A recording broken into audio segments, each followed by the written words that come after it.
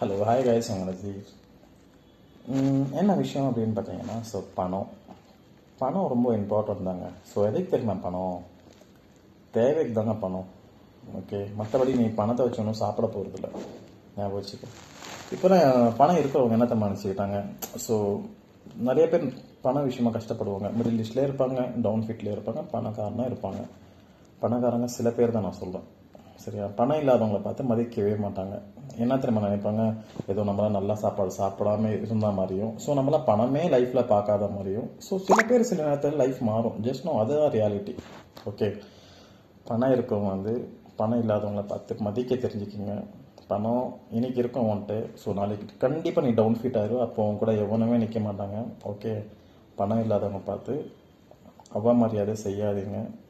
உன்கிட்ட இல்லாத போது யாருமே உன்னை மதிக்க மாட்டாங்க. பணம் நாட் இம்பார்ட்டண்ட். Okay, bye.